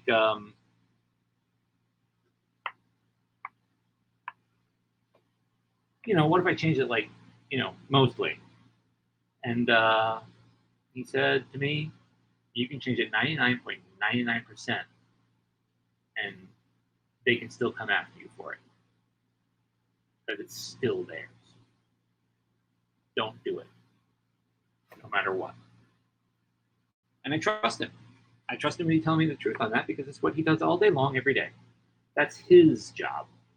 And if he's telling me there is no way around it legally, I'm going to believe him. And I'm not going to do it. I'm not going to do not fan art because fan art is for a fan. I'm not going to sell,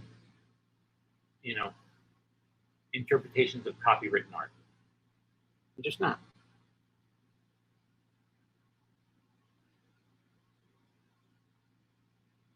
That's my 2 cents, and I'm sticking with it.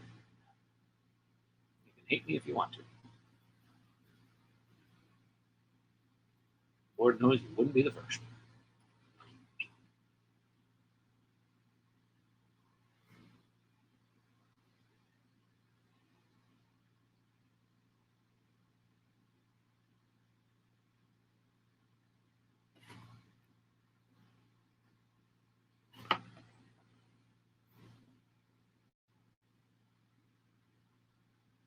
Oh my gosh, Molly, that story's horrible. Not somebody that I'm so surprised owns a gallery, because obviously they don't get the whole point of art is to look beyond the surface and find the intrinsic meaning. Ooh, my inner art theoretician is getting really pissed off right now. Misogynistic.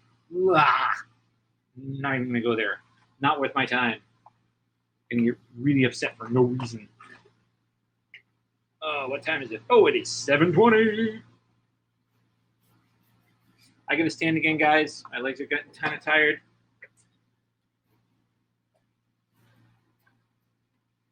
Because I'm on the lower easel so that I can actually show you guys what I'm doing.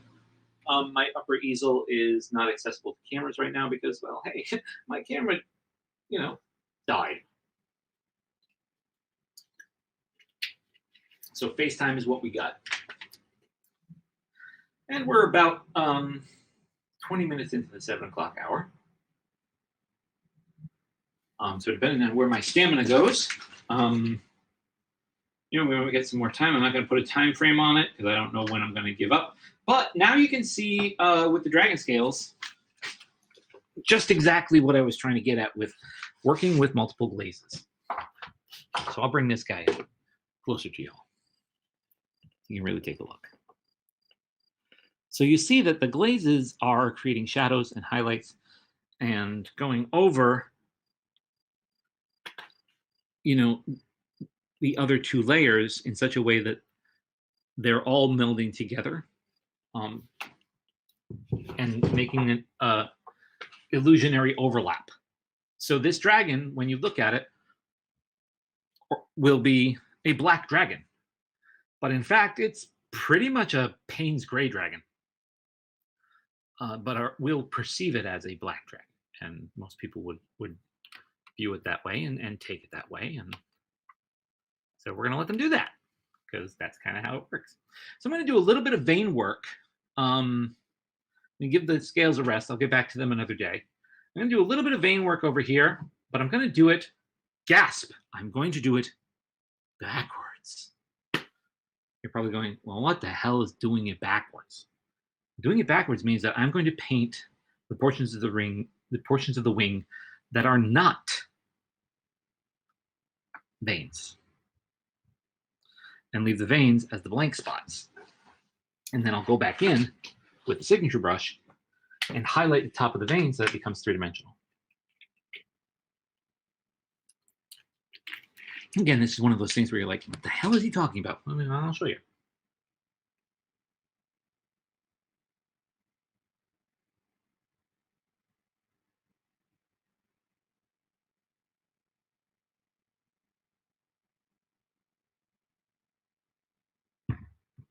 We need some music. It's boring without music. Let's get some good tunes on here. I mentioned Apocalyptica earlier. I think we can do Apocalyptica. Apocalyptica. Yeah, you know what? We're doing a dragon. Oh, I know what we should do. Yes. Okay, just hold on for a second. I think I got it. If I can remember the name of the band.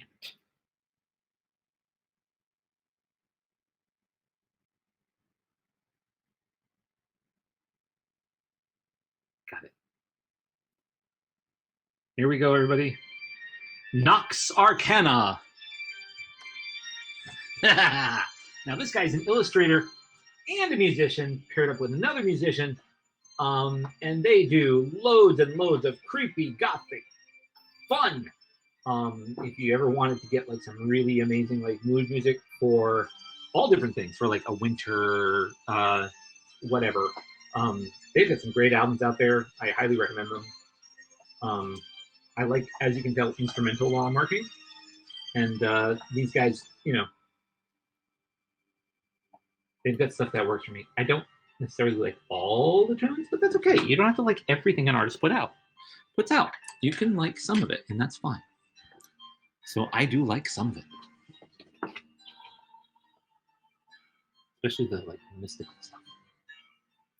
When I'm working on fantasy illustration, these guys in Beats Antique, that's my go-to. Occasionally I go with Bond too. But that's another story.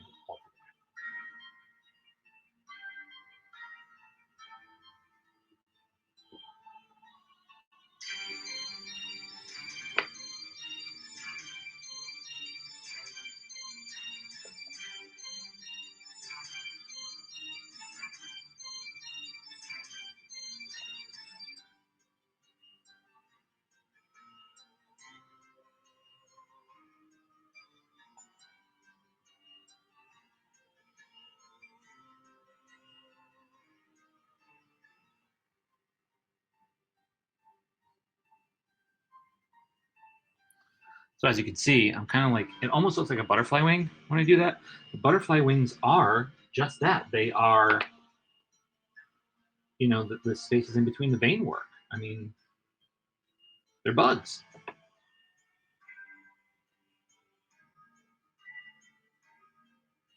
It's kind of the same thing, just on a larger scale. When I'm working on a dragon, however, one thing that's really important to remember about a dragon's wing, dragon veins, dragon everything, is that it's larger than life. It's fantastic. It's got to be something that, you know, staggers the imagination or inspires the imagination, rather. So I have to be very careful to make it still be something that would be remotely realistic.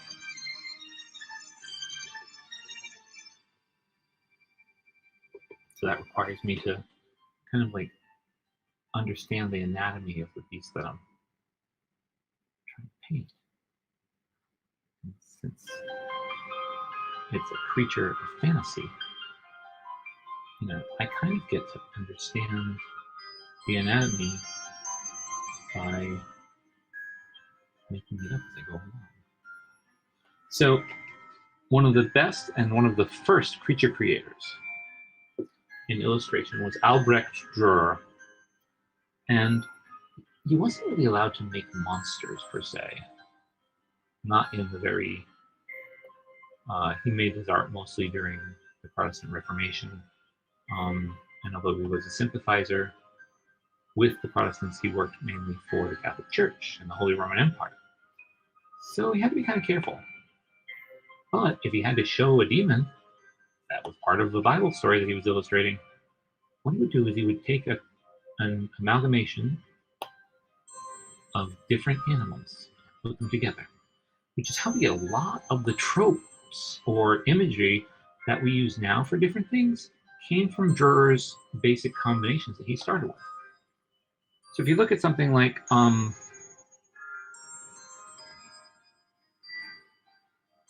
Night, what's the title is? A Night, Death, and the Devil. You'll see exactly what I mean about making creatures and how he goes about that. He's got the devil as a combination of a pig and a goat and with other mammals that I can't remember right offhand right now. So get a chance and you want to see, you know, where all of what I consider all the fantasy illustration and creature creation starting. Go for that. Go for Albert Dürer. And then, of course, following him very closely after that was Hieronymus Bosch. And between the two of them, that's where we get everything.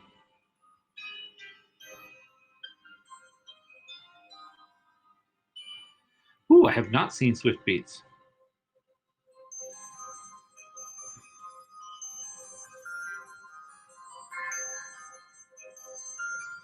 I will have to look that up.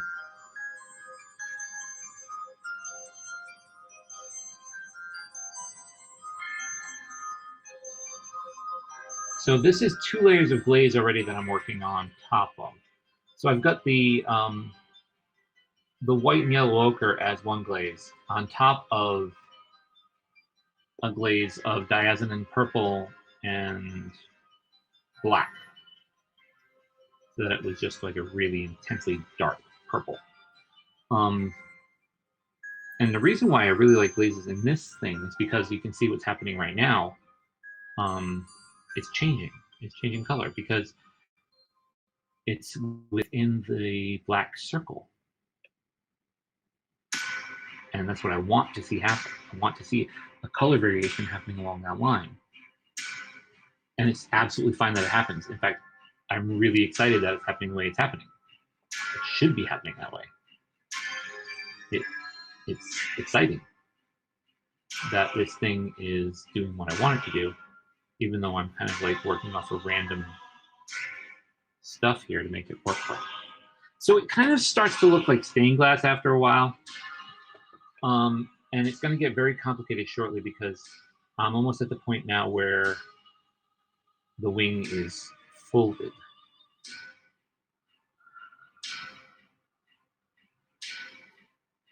So as it folds, things get a little jumbled up. I get breaks in the vein work. And they might be folded in on each other. The key to getting this done right is to make sure that you continue a section into another one.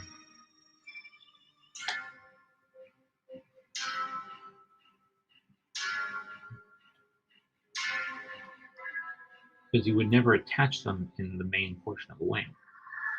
But here in the folds, they overlap each other a lot. So they kind of like stop in one section and then pick up again in another, further down as the fold comes in.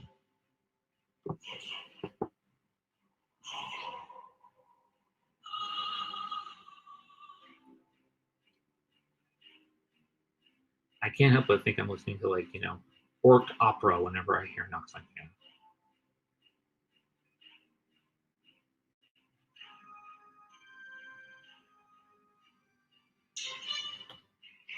Choo choo.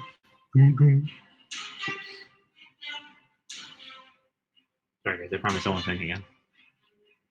Oh, you like this music? Oh, good. Nox, N-O-X, Arcana, just as it sounds. I also, when I'm writing, particularly when I was writing my novel, I was listening to a lot of this stuff, and that's where I kind of picked it up. Was I needed something that was either not discernible in language to me, or, you know, simply instrumental. And I fell in love with the illustrations on the kind of like cover art. I mean, I know it's an MP3 and a digital album, so it's not really cover art, but that was there. And then come to find out that it was the musician that had made it. And I'm like, oh, it's so cool. That makes it even better. And it was just the right fit for the right time. That was back in 2009. I've been a long time Nox Arcana fan. I actually had one student in 2009 that identified the band as I was playing it in class. Instantaneously, he became my favorite. No, I don't hold favorites in classes. Can't do that. If you do that, things get screwed up.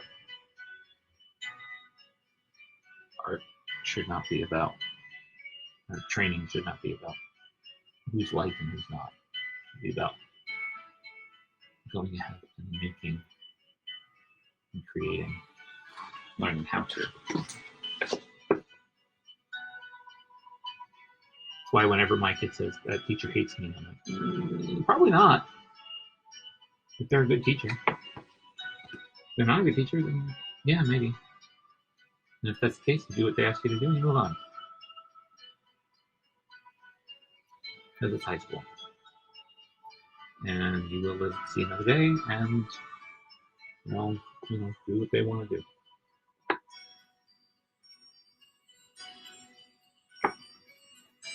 What time is it? Oh, it's 7:34. Yeah, I think 8 o'clock is going to be our end time today, guys. Just because I'm starting to get a little tired, and when I start making mistakes because I'm tired, then that just makes more work for me, because then I have to figure out how to make it, look like I didn't make a really bad mistake. And yes, Bob Ross, there are no mistakes. Well, Bob, yeah, there are. There are some pretty heinous ones that you have to then paint over. But that's kind of why I like paint, because I can paint over it. Ha! It doesn't have to stay there. It can be eliminated. You can't erase paint. No, but I can paint over it. I can make it disappear. Funny story on that. So, making a mistake on really complicated ink work is brutal, especially if you're close to finishing it. And so, of course, that has happened to me more than once. I had the most amazing cartooning teacher when I took a course as a teenager. I took a course as a teenager in cartooning from RISD. And I had this one guy that was absolutely amazing. And one of the things that he did was he showed us how, because this was way before, I didn't have those fancy computer things. So all cartoons and comics were made by hand. So what happens if you make a mistake? Well, he showed us how they would fix it in, in the print world. And it was really fascinating. They cut out the mistake, paste a piece of paper to the back of the paper upon which they were working, and they'd correct the mistake inside of that piece of paper. And I'm so glad that I learned that then, because I was working really hard on this underwater dragon and mer person, like a mer knight, in battle. And I just really, really royally screwed up how the water appeared. Like, it did not look like water above them. It was gross. It really, really bad. And I had done it all in cross-hatching. So I had about a third of the composition in cross-hatching that I had to figure out, how am I going to get rid of this, because there is no way I'm redoing that dragon. And I remembered what this guy taught us. I was all over it. I'm like, yeah, that's how to do it. And I did. And, if you don't see the original in front of you, you'd never know it. Absolutely never know it. Of course, now you all know it, and I'm just going to have to, send somebody around with a non-disclosure agreement, or we'll just have to take you out. To ice cream?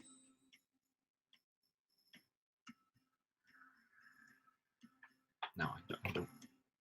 I can't eat ice cream. Why would I take you out?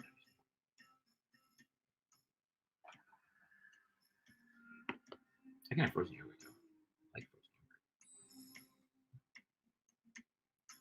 yogurt. Ice cream doesn't do wonders with my stomach. Is that too personal? Is that too much information? Yeah, it is. I don't care.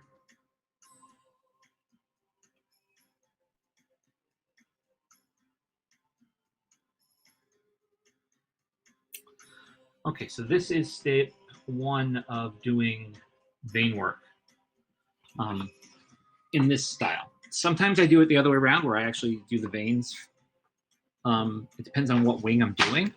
Like if I'm doing like an iridescent fairy wing, I have to paint the whole wing first and then put the veins on top. Because the veins will be darker than the iridescent like dragonfly stuff. So I have to be, cognizant of that. With this, these are leathery wings, it's a dragon. So it's a lot more rough and tumble. I get to go ahead and do the in-between instead. I love the in-between. It just looks so cool when I'm done. I just love that kind of like stained glass feel to it. And I'm gonna have to go in with different layers and whatnot. I'm gonna have to put a little bit more in on some of this stuff before I even get to, like, see how thick that is? Now I'm gonna either match that with the other ones, or put in with them. Oh, there we go. Now I'm doing it. Now I'm making the mistakes. Oh crap. I knew this day would come. Well, it's not a day, it's like every piece. Right when I'm right at the end of the groove. You're gonna get in the groove when you're working, and then you hit the end of it after a while. You just can't keep it together. I don't think I'm gonna make it to 8, guys. It's 20 of, and this seat is not the most comfortable, and I'm messing up. So we're gonna say goodnight to our friend. Say goodnight. Good night. And some things that are going to happen with this dragon as I move forward with it. Now I'm going to move you guys back so I can get myself in the shot. Not that I want to be seen. Well, hey, who wants that? Woo-hoo, there I am. Okay. All right, so here's what's going to happen. On the face of the dragon, the eyes will go red because in D&D the eyes are red for a black dragon. And also they won't have pupils because one of the things as dragons age, their eyes become more and more the color and less pupil. And the last thing is, I believe I'm correct in this, the attack from a black dragon is toxic fumes that come from their mouth. They tend to live in swamps and those sorts of areas, and death.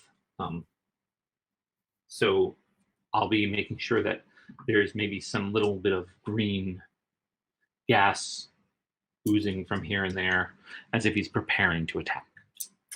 And those are some of the things that I'm going to be doing. I will be working on this throughout the week in different segments. When we come back, I can pretty much guarantee you it's not going to be done. But hi, Kitty, what you doing? And there'll be plenty left to do. I am going to save the eye for last. I am super tempted to grab my red right now and paint those in. That impulse isn't going to work. And it looks like my internet decided to kind of like not be the best right now, as I'm ending. Not I know better. No, definitely not. Definitely not. But then again, I haven't been on a date since I met my wife. Well, I haven't been on a date with anybody but her since we got married and since we were dating. That's just an awkward conversation not to have.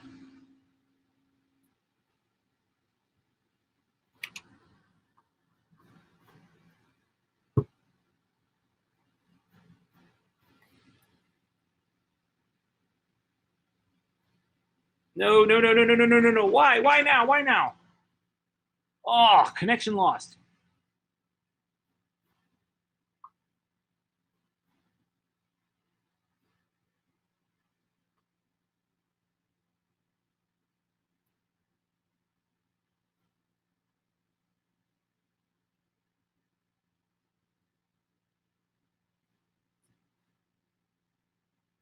Oh, I'm back.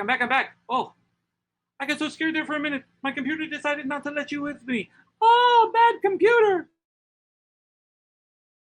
All right, so ladies and gents, this has been a lot of fun. And I can't just do ladies and gents, but everybody, this has been a lot of fun.